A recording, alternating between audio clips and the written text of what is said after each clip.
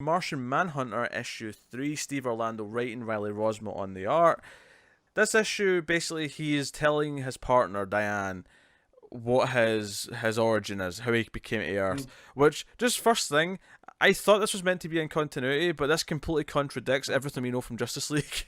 Yep. Yeah. So this is out of continuity. It has to be, yeah.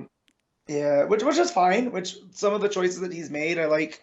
I like that we'll have like Orlando type of things in the story for Martian Manhunter going forward. If someone wants to adopt those, um, I really like this whole like we get to see the Erdell origin where he gets ripped away, but it seems like he was ripped away right as the cataclysm on Mars was happening Yeah, because he's yelling for his daughter and wife. the big thing though that separates it, and the reason why it can't be in continuity with Justice League, Yeah. is that he clearly indicates that this Yeah. was in the past. Like he traveled Yeah. forward in time when he came here, and if that's the Yeah. case, then he couldn't have been captured as a child and then sent Right. back to Mars. So, Right. so clearly it's not in Because continuity with Justice League. timey-wimey. Yeah, Yeah. we can't do that. Yeah. So But yeah, he gives Erdell the heart attack, which is part of the Martian Manhunter canon, and then now he can't get home, which there's not a home for him to come back to, anyways. So he's all depressed, and he just kind of wanders the countryside, invisible, observing Earth culture, which is completely different. He's like, well, the Thulakandrons came out of their caves, and they had a society a lot like our Martian one. So. I liked a lot of this here, but I kind of wanted to see what was going back on in Mars, because that was the story that the sickness that was going around and him being a crooked cop. This just felt to go into regular Martian Manhunter territory, right? Like, yeah, I mean, in the first issue though, some of that Mars stuff was the stuff that I hated. So yeah, it's kind of a 50-50 thing where I kind of respect this was focused. There was no part of this issue that I thought was annoying to read. I liked the idea that he was honouring John Jones by wearing his face for a while, but then he got used to it and he didn't want to take it away because he liked not having to hide. Even though he's still technically hiding who he is, he wasn't just invisible, floating around and being kind of ghostly essentially. So I kind of like that detail of it. I do actually like this origin from coming to Earth in the sense that it makes more sense that the Martian civilization's been dead for a while. That's it makes no sense to me. I mean, I know they usually explain it with various other things like they've got cloaking or they're hidden or whatever, but it's more neat to me that at least since we've had NASA, that Mars has been dead. There's been no one on Mars. Yeah. It's been unpopulated. That makes more sense to me. So I like that better. Yeah.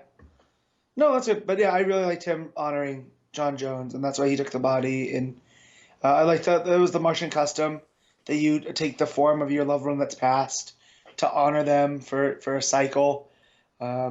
Which here, I guess it's 10 days, which I thought was weird, but whatever. And then he takes down the serial killer. Well, just the way that he said for a cycle, I'm pretty sure. Yeah, but Mars is further out, so 10 days is probably a Martian week. I guess. I hear cycle and I think years, because you're making a cycle around the sun, right? All right. Yeah. So unless a Martian day is 10 days Earth time, it spins slower. I don't know if that's true though. I'm just. Yeah, I don't know. Because that would be a cycle. That would be the planet spinning. No, that's another one. I just wish it was a little bit more clear when he said a Martian cycle. Did he mean maybe Orlando is just assuming we know what the time difference is with how slow Mars spins. Yeah. I mean that feels really slow. I don't think it is, but I'm just making a guess. Yeah, but I do like how that serial killer with birds tied to his body. That if anyone was meant to draw something like that, it's Riley Rossmo. Because that was all types of creepy. And him taking out the serial killer, that was really cool because he becomes a monster. Using his shape-changing powers. And now him and Mead have to work together, whether they like it or not, to solve, this mystery. Which the issue kicked off with the poor girl. Yeah. I think she's having some experiment done on her. Yeah, it starts and ends with her, and she's got this bubble on her head, and it's pumping gas into her and whatnot. So, and it looks like some other type of Martian thing is what's responsible. A red Martian? Yeah. Which I was only aware of the white and the green. So. Yeah, I don't know. Yep, it's one of the three. They seem nearly identical to Green Martians. Come on, let's pull this up. Uh, Yeah, I'll Says be not much honest. is known about them as they only appeared in one issue of the Young Justice comic. Oh, really? That's funny. Yeah, so It's funny because when I got to this, I was like, yeah, Red Martians. That sounds like something I've heard of, even though yeah,